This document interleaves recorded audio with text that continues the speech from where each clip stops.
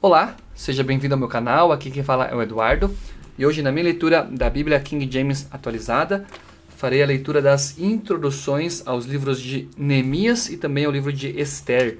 Na minha última leitura aqui desta Bíblia eu li a introdução ao livro de Esdras. Hoje os livros seguintes, Neemias e Esther. Primeiro Neemias, falando sobre a autoria. Conforme discutido na introdução ao livro de Esdras, usualmente se pensa que Esdras e Neemias originalmente formavam uma única obra. O compilador, nesse caso, teria feito uso das memórias e anotações pessoais de Neemias, além de outros documentos históricos. Contudo, Neemias, cujo nome em hebraico, Nehemiah, significa Deus é meu deleite, é o historiador dos seus próprios atos e dos acontecimentos de sua época, sem a preocupação de escrever uma autobiografia. Como o copeiro de Artaxerxes I, função de absoluta confiança do rei, pois era a pessoa que lhe provava toda a bebida e comida a fim de evitar possível envenenamento, Neemias tinha grande influência nas decisões reais, como diante da corte, como um de seus conselheiros. Ao ouvir que as muralhas de Jerusalém ainda não haviam sido reconstruídas e recebendo permissão do rei para ir até a cidade santa e corrigir tal situação, demonstrou qualidades nobres e eficazes de liderança e organização que servem até hoje de princípio e encorajamento para líderes em todas as áreas do conhecimento humano, especialmente no âmbito da igreja cristã. Em 52 dias, o trabalho de reconstrução foi concluído. Como governador de Judá, Neemias demonstrou humildade, integridade, patriotismo, energia, piedade e altruísmo. Depois de 12 anos no cargo, ele retornou por pouco tempo à corte de Artaxerxes, e de lá voltou a Judá, onde admoestou seu povo ao arrependimento. Alguns estudiosos e biblistas da atualidade acreditam que muito material usado por Esdras e ou outros autores deste livro sem dúvida foi retirado do que seria um diário pessoal de Neemias.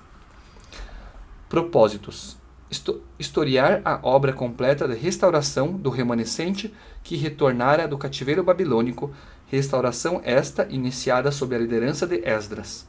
Marca também o começo das 70 semanas de Daniel 9:25 e fornece o contexto histórico para as profecias de Malaquias.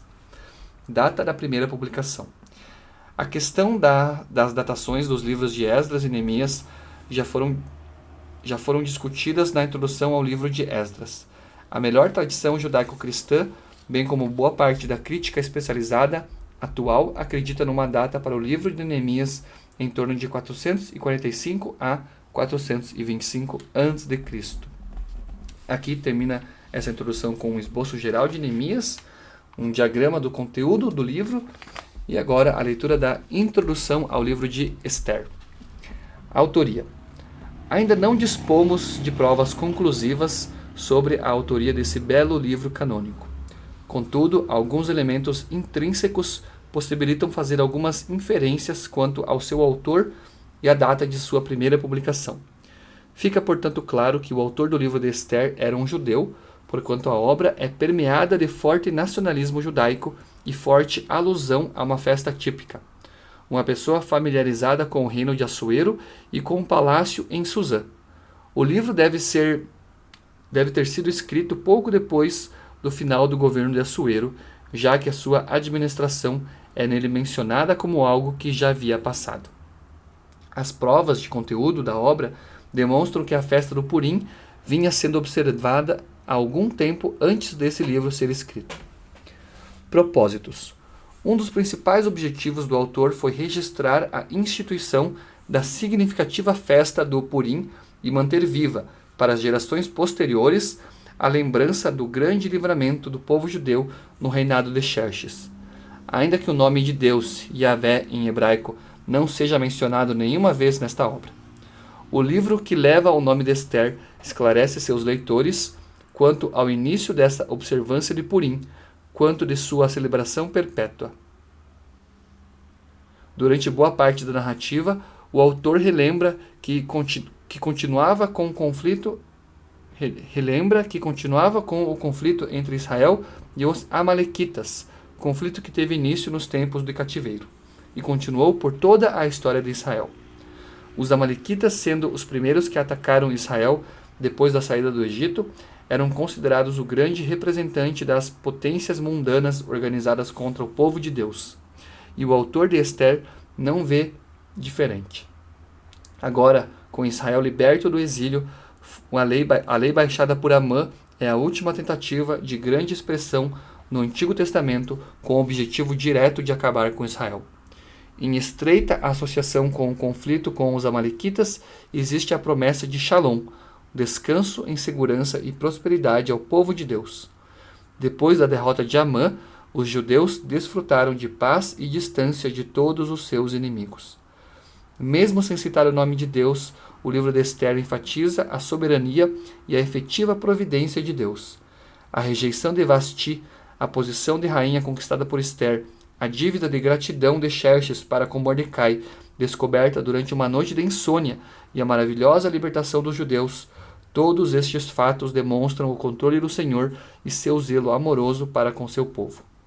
A festa de Purim também é citada no livro apócrifo e histórico de 2 Macabeus 15:36, celebrada nos dias 13 e 14 de Adar, mês que corresponde a uma data entre os nossos meses de fevereiro e março, quando os judeus celebram sua libertação do plano destruidor de Amã.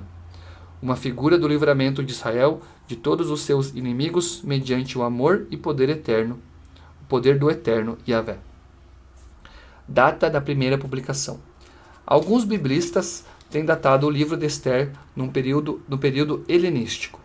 A ausência de expressões gregas e o estilo do dialeto hebraico do autor, contudo, levam a crer que a obra tenha sido escrita antes da queda do Império Persa, nas mãos da Grécia, em 331 a.C. Vários historiadores e estudiosos da atualidade têm encontrado fortes indícios que o livro de Esther pode ser melhor datado por volta do ano 450 a.C. E aqui a introdução termina com um esboço e também o diagrama do conteúdo do livro de Esther. Essa daqui foi a minha leitura da Bíblia King James atualizada. Agradeço por você estar me acompanhando, fique com Deus e até o meu próximo vídeo.